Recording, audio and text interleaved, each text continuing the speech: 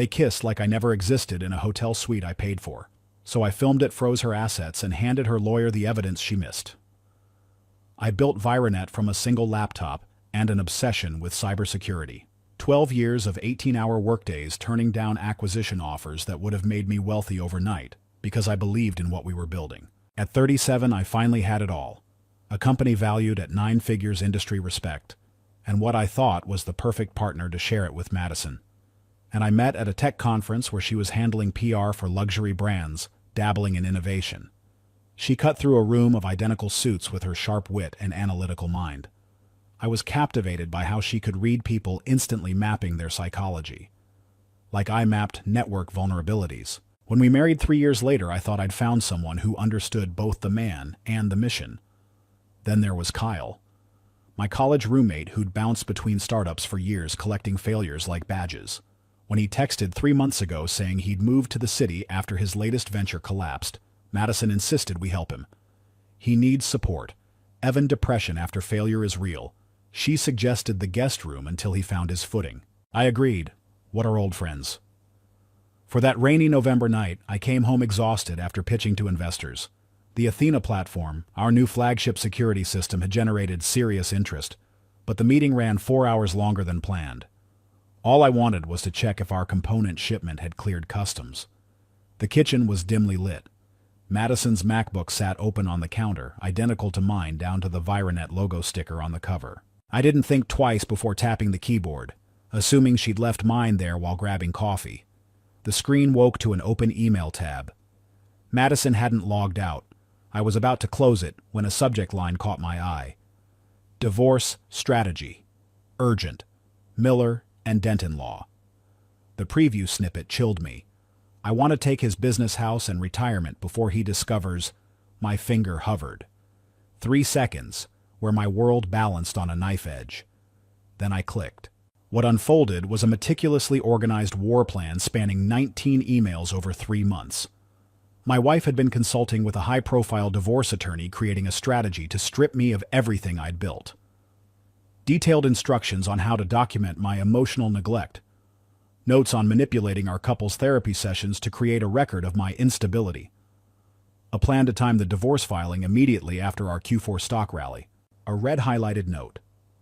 Wait until after anniversary. Create stronger emotional impact with Judge. But it was the email to her friend that turned my blood to ice water.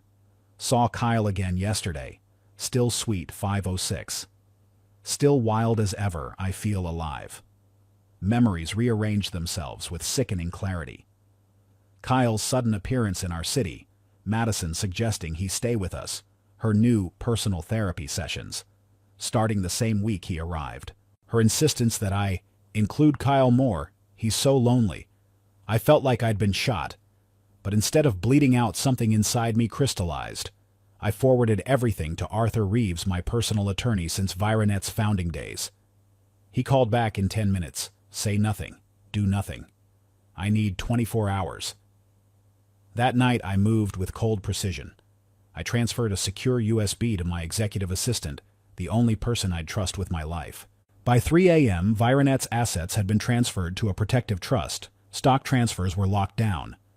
House and retirement accounts were secured with dual conditions. I sent one email to management. Taking short personal leave. Maintain confidentiality. Before dawn, I was driving north to my cabin in Vermont, a place Madison had visited exactly once before, declaring it too rustic. But first I installed extraction software on our home network, synced her email and Google Calendar for remote access, and reactivated the security cameras we'd installed for pet monitoring years ago. As the snow-covered forests of Vermont surrounded me, I opened my laptop in the cabin's silence. The first extracted footage appeared Kyle walking out of our bedroom, wearing my shirt, heading straight to the kitchen. Madison laughing, pouring wine into glasses I'd received as a wedding gift. I watched, feeling nothing and everything simultaneously. One thought burned through the fog. How many more times has this happened in my own home? The storm was coming, but I wouldn't be the one caught unprepared. The notifications started flooding my phone within hours of my disappearance. Madison's performance, as the worried wife, was Oscar-worthy. Where are you? Please call me. Then, I'm worried sick. By evening, I made your favorite lasagna. Please come home. The crescendo came at midnight, a tear-stained selfie mascara artfully smudged beneath red-rimmed eyes. I know I messed up, come home so I can explain. I watched this theater unfold with clinical detachment from my cabin. I'd installed an AI filtering system on my Gmail that analyzed emotional manipulation patterns in text. The results were illuminating. 83% of her messages displayed classic manipulation tactics: manufactured urgency, strategic vulnerability, false reconciliation offers. From my remote command center, I monitored the security feeds. Madison moved through our home with strange awareness, frequently glancing toward the living room camera. Did she know? Or was it just paranoia making her check her surroundings? I began using facial recognition software to map her expressions over time, building a behavior model that flagged inconsistencies between her words and micro-expressions. The technology I'd developed to protect corporations from social engineering was now protecting me from my wife. On the third night at 11:37 p.m., Kyle arrived, gray hoodie pulled low black beanie. No pretense of discretion anymore. He stayed for 4 hours. The next morning, Madison texted, "Last night made me feel like a woman again." I saved the footage with precise timestamps. Every laugh, every touch, every betrayal cataloged with the methodical care I'd once reserved for detecting network breaches. Only now the breach was in my home, my marriage, my life.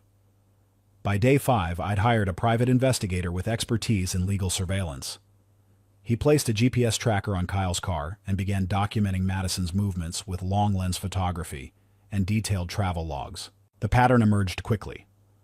Tuesdays and Fridays they met at VA the Corner Cafe, where Madison and I had spent countless Sunday mornings over the years. The investigator's photos showed them sitting at our regular table, Madison deliberately occupying the chair that had always been mine, desecrating memories with methodical precision. On Saturday, I returned to the city. Simple disguise, long coat, baseball cap, glasses I never needed. I sat 3 tables away at VA, ordering her favorite honey brioche that she'd always steal bites of from my plate. I watched Kyle rub her back, his hand lingering possessively. Madison threw her head back, laughing that full-throated laugh I once believed was reserved for me. "He's gone," she said loud enough for me to capture on the stealth recorder app on my phone. "I'm almost done." Kyle leaned closer. "You sure he doesn't suspect anything?" "Evan," she snorted. "He's too wrapped up in his precious company. By the time he figures it out, I'll own half of everything." I recorded every word, feeling oddly distant from the pain. This wasn't about emotions anymore. This was evidence collection. After they left, I walked 6 blocks to the Langston Suites hotel mentioned in their emails. At the front desk, I requested room 507, directly adjacent to their regular Suite 506. The clerk raised an eyebrow at my cash payment and lack of luggage, but the crisp $100 bills eliminated questions. In room 507, I unpacked the surveillance kit I'd brought, motion-activated micro cameras with audio capability, small enough to position near the shared wall vents. I established a secure relay system that would transmit all captured data to a private server, ensuring no one could tamper with the evidence. The system would activate automatically whenever their door closed, capturing every betrayal. In high definition, I was calibrating the camera angles when the voice recognition system suddenly activated. Through the wall came Madison's voice, unmistakable. "I like this better than last time." The words should have cut through me like a blade. Instead, I felt a strange calm settle over me. The white-hot rage I'd initially felt had crystallized into something colder, sharper, more focused. Blood wasn't rushing to my head anymore. It was flowing exactly where it needed to be, preparing my body and mind for war. The woman I'd loved for 11 years was a fiction. The friend I'd trusted was an opportunist. And I, the man who built security systems to protect others, had failed to secure what mattered most, but not anymore. Now I was the one watching, and they had no idea that every kiss, every whispered plan, every moment of betrayal was being methodically documented, building the case that would ultimately destroy them both. Exactly 1 week after discovering the emails, I drove home unannounced. Monday night just after 11. The streets were empty, slick with November rain. I used my key.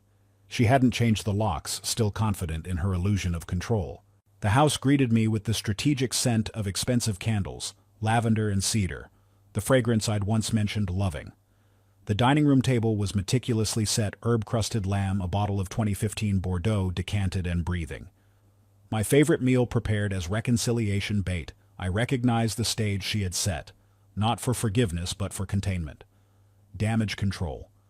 Madison appeared at the top of the stairs, a carefully choreographed entrance. She wore an oversized cashmere sweater and leggings, the soft wife uniform she reserved for moments when she needed to appear vulnerable. Her hair fell in casual waves, makeup, minimal but flawless. The consummate actress preparing for her most important role. Evan. Her voice caught with practiced precision. "I didn't know you were coming home." She descended, arms outstretched for an embrace. I remained still, setting my suitcase down, my expression deliberately blank. She hugged me anyway, her body pressed against mine in a familiar shape that now felt like a stranger's. I didn't return the gesture. "How was Vermont? I've been so worried." Her fingers lingered on my arm. "You didn't answer any of my messages." I cut through the pretense. "There's a shareholder meeting tomorrow." "Did you finish the PR statement I asked for?" Confusion flickered across her face. Genuine this time. She clearly hadn't known about the meeting. "I thought you postponed that until next quarter." She recovered with a smile that didn't reach her eyes. "Plans change." I replied, hanging up my coat, and hers deliberately checking the pockets while maintaining eye contact. My fingers found a small envelope. I slipped it into my inner jacket pocket without breaking stride. Later, alone in the bathroom, I examined my find. Suite 506, Langston Hotel, Wednesday 7 p.m. The reservation card was printed with M. Taylor and a note. Chilled champagne to be served in room. Wednesday less than 48 hours away. Their next rendezvous already scheduled while she played repentant wife. During dinner, Madison orchestrated intimacy like the PR strategist she was. She mentioned returning to couples therapy, producing old photos from her phone reminiscing about our early years. I offered minimal responses, a nod here, a non-committal there. She reached for my hand across the table. "Are you angry with me?" she asked, eyes wide with manufactured concern. I met her gaze, keeping my voice neutral. "Why would I be angry? Everything is perfectly clear." Something changed in her expression, a microsecond of panic quickly masked. She withdrew her hand, reaching for her wine instead. After dinner, I excused myself to my home office, locking the door. I connected the external hard drive containing all surveillance data, emails, audio recordings from the cafe hotel footage, and the PI's detailed logs. I installed specialized software to extract deleted text messages from Madison's iPhone, leveraging the ghost backup from her iCloud account. We'd once shared iTunes credentials in our early marriage, a detail she'd apparently forgotten. The extraction revealed hundreds of messages between her and Kyle, interspersed with communications to her attorney. Most had been deleted from her phone, but remained in cloud storage. With each revelation, my resolve hardened. This wasn't just betrayal. It was a coordinated attack on my life's work. That night, while Madison slept, I installed additional surveillance throughout the house. Micro cameras concealed in bedside lamps behind the large living room painting. Inside the kitchen flower arrangement. High-frequency audio recorders near the reading room window where she typically made private calls. All connected to a secure server at my office, automatically backing up encrypted data to 3 separate cloud locations every 6 hours. Wednesday afternoon, I returned to the Langston Hotel. I'd rented room 507, again directly across from their usual suite. I installed recording devices through the ventilation system and placed an ultra-small microphone beneath the minibar tray, with the help of a well-paid hotel staff member. I verified the lobby security cameras would capture clear footage of them entering together. In my own room, I set up monitoring equipment and waited. The clock on the wall ticked past 6, then 6:30. At 7:02 p.m., I heard the electronic lock of room 506 disengage. She entered first, wearing a red dress. I'd never seen champagne flute already in hand. Kyle followed his smile predatory as he covered her eyes from behind. "Ready for the game?" he asked, his voice carrying clearly through my surveillance feed. I pressed record, feeling nothing but ice in my veins. The temperature in my room seemed to drop 10 degrees, matching the winter frost accumulating outside. I wasn't watching my wife anymore. I was documenting evidence against an opponent who'd made a critical miscalculation. They thought they were playing chess while I slept. They didn't realize I'd flipped the board and changed the game entirely. The following Monday, at precisely 9:00 a.m., the doorbell rang at our home. I watched through the remote camera feed as Madison answered, still in her silk robe, coffee mug in hand. A stern-faced man in a tailored black suit stood on our porch, clutching a thick manila envelope. "Mrs. Madison Taylor?" he asked formally. She nodded, the perfect picture of the successful executive's wife enjoying her morning. "Yes, that's me. You've been served." He extended the envelope. "This is a summons to appear in court." I watched her face transform confusion, then dawning horror as she scanned the first page. The envelope contained a comprehensive legal assault, a unilateral divorce petition filed by me 3 days earlier, a motion to enforce our prenuptial agreement to the letter, extensive evidence of infidelity, conspiracy to defraud, and financial misconduct, USB drives containing hotel surveillance footage, recorded conversations from VA, and the complete email exchange with her attorney. I arrived home 20 minutes later, timing my entrance precisely. Madison stood in the living room, papers scattered across the coffee table, her face drained of color. When she saw me, her hands began to shake. "You can't do this," she whispered, her voice catching. I sat calmly in the armchair, coffee in hand. "I already have. This is all because you weren't there." Her voice rose, finding its familiar cadence of righteous indignation. "You were never really present. I just wanted to be seen." I met her gaze steadily. "Did you ever actually see me, Madison? Or just my wallet?" She exploded, then her carefully maintained composure shattering. "You violated my privacy. You spied on me. That's illegal." Without raising my voice, I laid 3 documents on the table between us. The home surveillance consent form she'd signed 5 years ago when we installed cameras to monitor our dog. Bank statements showing anonymous transfers from her personal account to her attorney, violating the financial transparency clause in our prenuptial agreement. A formal statement from Arthur Reeves confirming that all asset protection measures I'd taken were completed before any legal proceedings began, making them entirely legitimate. "It's all legal," I said quietly. "Every recording, every transfer, every protection."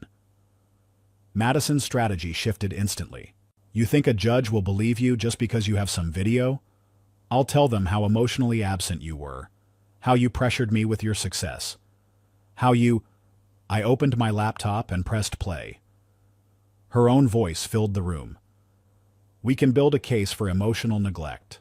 "Right. He's so robotic, hasn't hugged me in a month, the judge will eat that up." Kyle's response. "Perfect, use the couple's therapy sessions to document it." Her reply, "Already 3 steps ahead of you." Madison fell silent. The trap had closed. I closed the laptop. "Now you have 2 options." I laid them out methodically, like explaining a business contingency plan. Option 1, we proceed to court. The divorce becomes public. Every email, every video, every calculated manipulation exposed. The proceedings drag for 6 months minimum. Her reputation professionally and personally destroyed.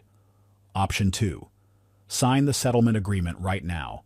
Prenup enforced exactly as written. Not a penny more than its provisions.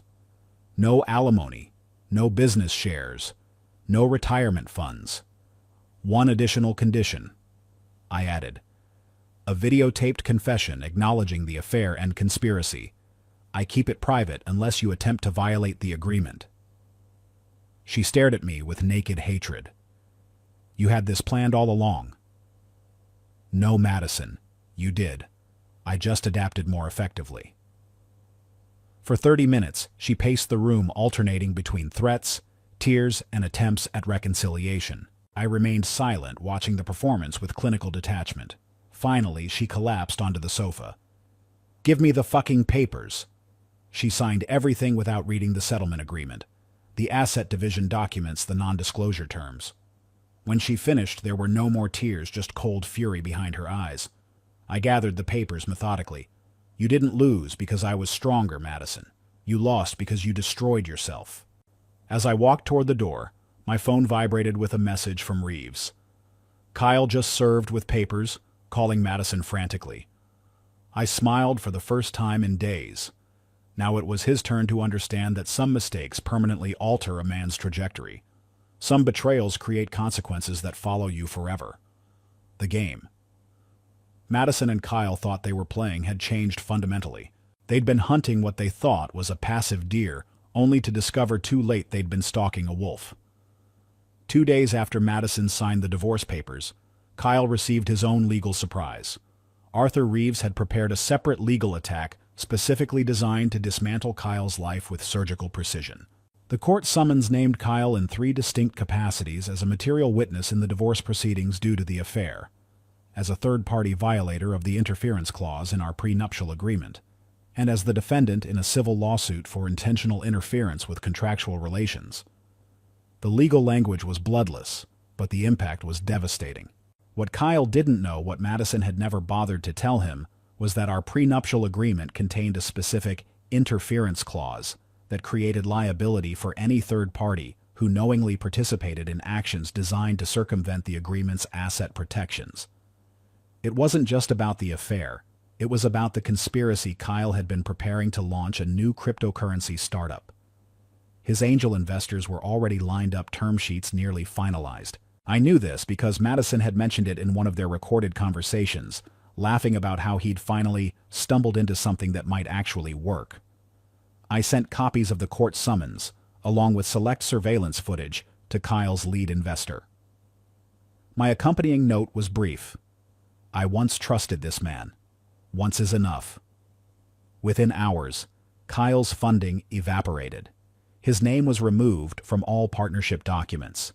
His business opportunity, perhaps his last chance at entrepreneurial redemption, vanished. That night, Madison tried calling Kyle 17 times. He didn't answer. The next morning, my surveillance system captured her, leaving increasingly desperate voicemails. "Pick up, damn it. We need to coordinate our stories," and "Don't you dare throw me under the bus." The financial connections between them proved particularly damaging. I provided the court with Madison's bank statements showing a $10,000 transfer to Kyle, labeled simply as consulting. The money had been routed through a Cayman Islands account, but Madison had carelessly left a digital trail and email to Kyle reading, "Money's in. This time I'm going to win." I'd captured that email through the cloud backup system I'd installed during the early phase of my counteroffensive. Every deleted message, every carefully hidden communication was preserved in my archives. Kyle broke first. 3 days after being served, he sent me an email. "I didn't know it would go this far. I'll disappear, leave town, whatever you want. Just please don't destroy my life." I didn't respond. The next day, Kyle confronted Madison in the parking garage of her office building. They didn't know about the security cameras, or perhaps they were past caring. The footage captured their unraveling partnership in high definition. Madison screaming that Kyle was weak, useless, just another parasite who was now too scared to follow through. Kyle shouted back, "You said he'd never find out. You said the lawyers had it handled. This was your plan." I sent the security footage along with selected documentation to a journalist known for investigating high society scandals. The resulting article, "PR Queen or Marriage Puppeteer," appeared in a prominent business publication the following week. The fallout was immediate. Madison lost her positions on 2 luxury brand advisory boards. Kyle's security consulting contracts were terminated within hours of publication. On social media, Madison's carefully curated posts showcasing our perfect marriage resurfaced with scathing commentary exposing the calculated facade she'd constructed. A week later, Madison appeared at my office unannounced. It was pouring rain, a fitting backdrop for our final confrontation. She walked in, soaking wet mascara streaking down her face, hair plastered to her head, stripped of the polished armor she'd always maintained. I was reviewing contracts for Vironet's expansion into Asian markets. I didn't stand when she entered. "Make it stop," she whispered, her voice cracking. "I have nothing left. You've won."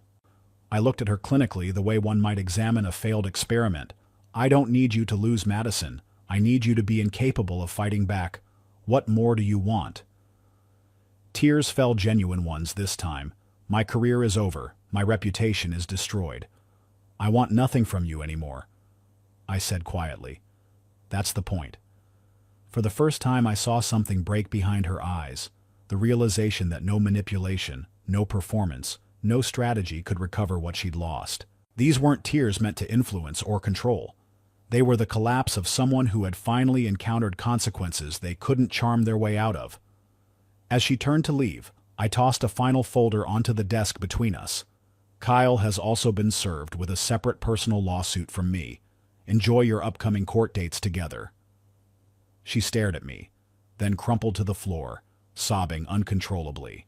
In that moment, Madison seemed smaller, somehow diminished from the woman who had once demanded everything from me, who had been so certain of her victory. The woman who had stood in our kitchen pouring wine for my friend while wearing my ring. I felt nothing watching her fall apart. The emotional capacity she'd once occupied had been sealed off, cauterized clean. 1 month after the final confrontation with Madison, I moved into a new loft apartment in a different part of the city. Top-floor industrial space with floor-to-ceiling windows and exposed brick walls. No luxury furniture, no designer fixtures, just a single leather reading chair, a solid oak desk, wooden bookshelves, and a professional-grade coffee machine. The minimalism wasn't punishment. It was clarity. That first morning alone, I sat watching the sunrise paint the city gold. No meetings scheduled, no urgent emails. No one asking anything of me. Just silence and light. I breathed deeper than I had in years. While my personal life had imploded, Viranet was thriving. The Athena platform had secured a major distribution deal with Japan's leading cybersecurity corporation. The contract's value exceeded our entire previous year's revenue. Our stock price surged 36% in just 2 weeks, and market analysts were calling Viranet the phoenix of the tech sector. I accepted an invitation to keynote a global security conference. My speech entitled, "Trusting the Wrong People and Protecting What Matters." The irony wasn't lost on me, but the personal disaster had crystallized my professional insights. Security wasn't just about technology. It was about understanding human vulnerabilities. I'd learned that lesson at the highest possible cost.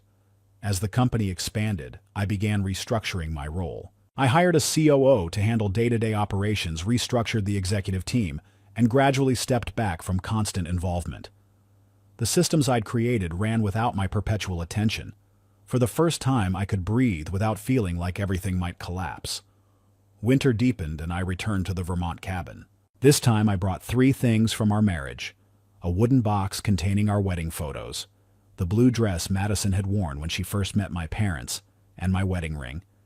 I spent the day methodically removing every trace of her, replacing sheets, towels, the coffee mug she'd used on her single visit. As darkness fell, I built a fire in the stone hearth.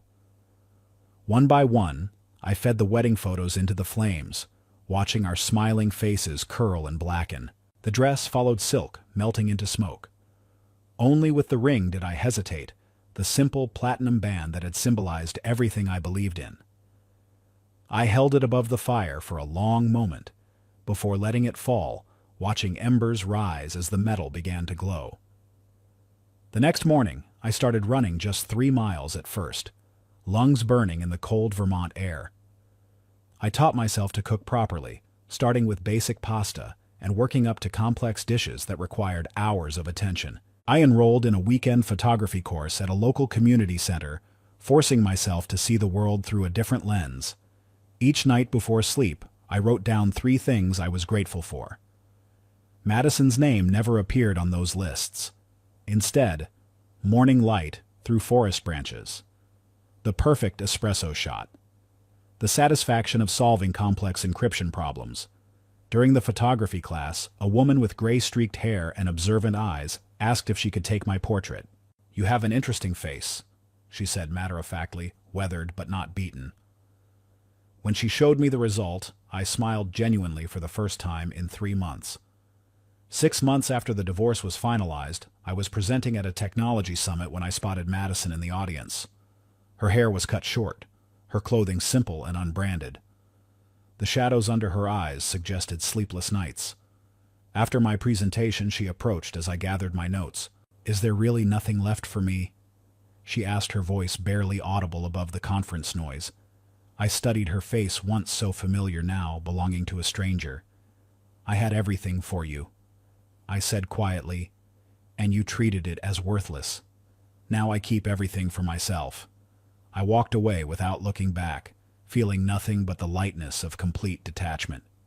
The following weekend, I drove to a lake near the Vermont cabin. Dawn mist still hung over the water, the world quiet, except for occasional birdsong.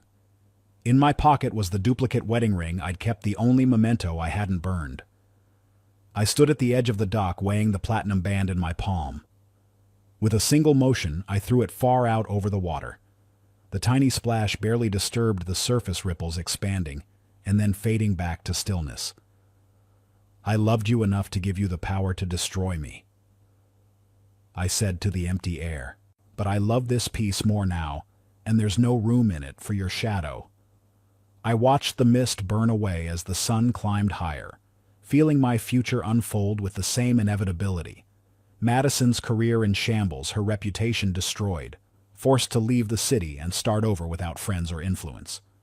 Kyle sued into financial oblivion, blacklisted from the startup world that had been his entire identity. And me reclaiming my life, my company, thriving, my mind clearer and more focused than ever before.